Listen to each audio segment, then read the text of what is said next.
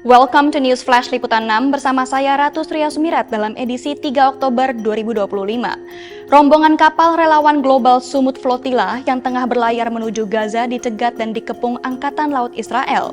Akibatnya berbagai unjuk rasa terjadi di beberapa bagian dunia untuk menunjukkan solidaritas terhadap Palestina, termasuk Italia. Selanjutnya, proses evakuasi korban reruntuhan pondok pesantren Al-Qauzini masih terus berlangsung. Salah satu korban bahkan harus menjalani amputasi di lokasi kejadian demi menyelamatkan nyawanya. Ribuan orang turun ke jalan di Roma dan Bologna, Italia pada Kamis 2 September 2025 untuk menyuarakan dukungan terhadap rakyat Palestina dan armada Global Sumut Flotilla yang sebelumnya dicegat Angkatan Laut Israel saat menuju Gaza. Ketegangan pecah di depan stasiun sentral Bologna pada Kamis pagi ketika para demonstran pro-Palestina bentrok dengan aparat kepolisian. Situasi memanas ketika para demonstran mencoba masuk ke dalam area stasiun. Polisi yang berjaga langsung menghadang hingga terjadi dorong-dorongan dan baku hantam antara aparat dan sejumlah demonstran. Sementara itu di Milan, ratusan mahasiswa dilaporkan menduduki gedung-gedung Universitas Milan sebagai bentuk solidaritas terhadap Palestina. Kabar pencegatan kapal flotilla memicu kemarahan global, sekaligus memperkuat seruan masyarakat internasional agar blokade Gaza segera diakhiri dan upaya perdamaian diprioritaskan.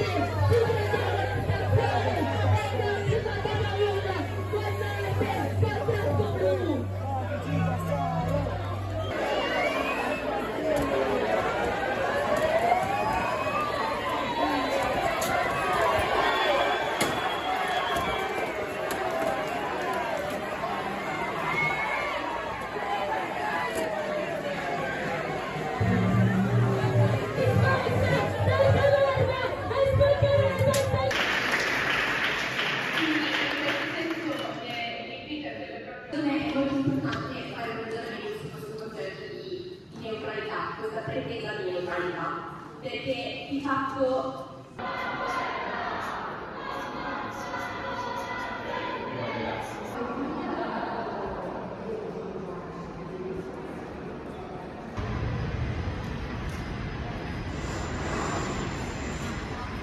per dire che Israele è uno Stato terrorista che ha fatto alla flottiglia qualcosa che non poteva fare in acque internazionali, continua a violare qualsiasi tipo di diritto, continua a opprimere un popolo palestinese non dal 7 ottobre ma dal 48, dalla Nakba, e siamo qui per dire che finché il governo non si pronuncerà, il governo italiano non si pronuncerà, noi fermeremo la città.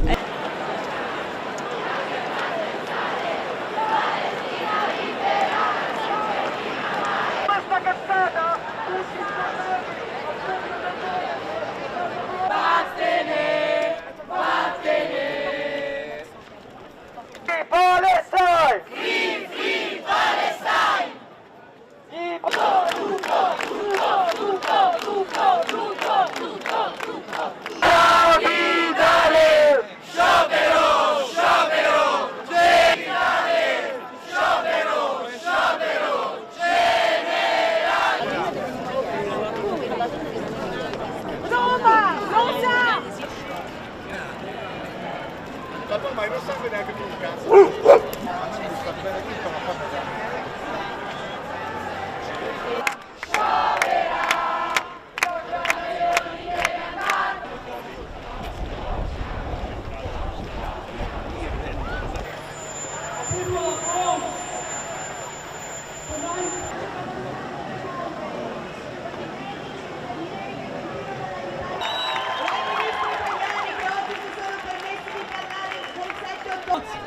about Ali Dawabshir, the 18-month.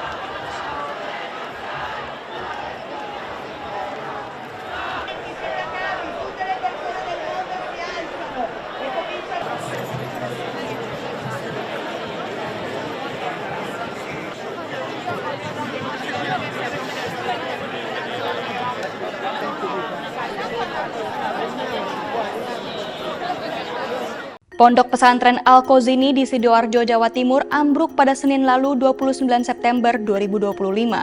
Bangunan musola berlantai 4 di kompleks pesantren tersebut tiba-tiba ambruk saat ratusan santri sedang melaksanakan sholat asar berjamaah.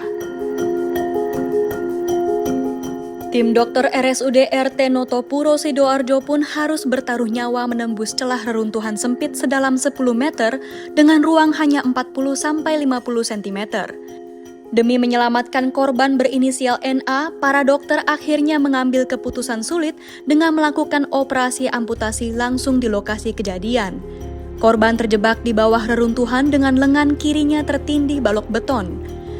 Proses operasi amputasi berlangsung sekitar 20 menit hingga korban akhirnya berhasil dievakuasi keluar dan dibawa ke rumah sakit. Peristiwa ini terjadi pada Senin 29 September 2025 lalu. Kini korban dilaporkan berangsur membaik dan masih menjalani perawatan intensif di RSUD Notopuro. Per hari ini pada Jumat 3 September 2025, sebanyak 9 jenazah sudah ditemukan sementara 54 orang korban lainnya masih dalam proses pencarian.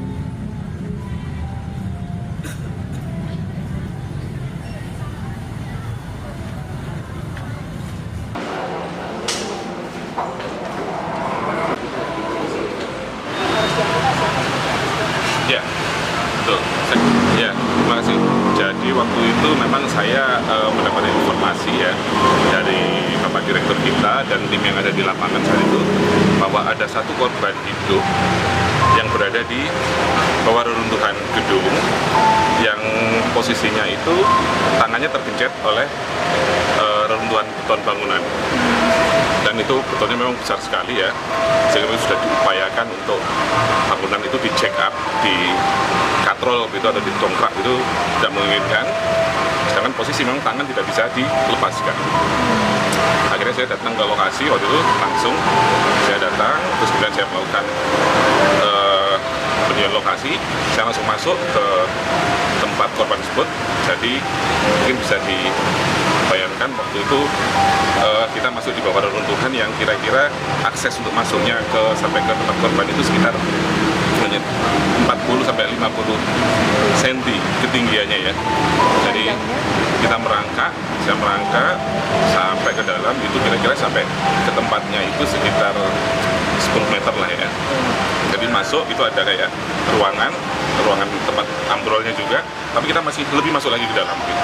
Jauh di dalam itu di situ juga ada korban meninggal ya, ada yang waktu itu ada 2 lah ya meninggal yang sudah tertimpa robohan bangunan, sama ada satu pasien Nur Rahmat ini yang saya lihat dia juga masih hidup. Saya langsung mendekati korban, saya cek nadi dan sebagainya, dia masih hidup, masih sadar juga ya, tapi komunikasi tidak, dia hanya diam saja, tapi mata terbuka gitu ya. Kemudian waktu itu saya bersama waktu itu ada tim juga dari dinas kesehatan di situ, kita sudah pasang infus di tempat sambil saya melihat lengan yang terjepit tersebut. Saya lihat itu, saya raba, saya pegang, itu memang terjepitnya itu batasnya di siku, posisi di bagian siku. Nah, waktu itu memang saya setuju memang bahwa ini memang satu jalan memang harus kita lakukan amputasi gitu ya, supaya pasien bisa ditarik keluar.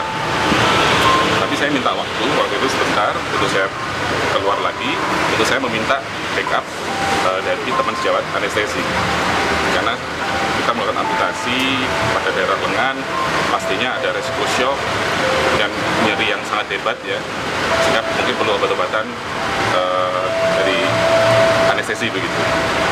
Sudah langsung kita kontak anestesi dari Rumah Sakit Sidoarjo, langsung beberapa menit kemudian sudah datang. Akhirnya kita masuk lagi dengan tim yang lebih lengkap dan peralatan yang lebih memadai. Kita siapkan pisau bedah dan beberapa klem dan juga tourniquet ya untuk untuk mengurangi perdarahan di daerah lengan. Kita lakukan amputasi setinggi siku di tempat lokasi kejadian di bawah reruntuhan. Jadi memang kita dari tim medis memang ini sesuatu yang betul sangat berat ya secara pertimbangan ya. Artinya kita harus melakukan amputasi atau menghilangkan bagian tubuh seseorang gitu. Tapi prinsip di dunia komputer adalah life saving is number one gitu ya. Jadi kita harus nyawa itu jadi prioritas pertama dibanding kita harus menyelamatkan anggota tubuh ya. Jadi untuk menyelamatkan nyawa itu anggota tubuh bisa kita sacrifice begitu.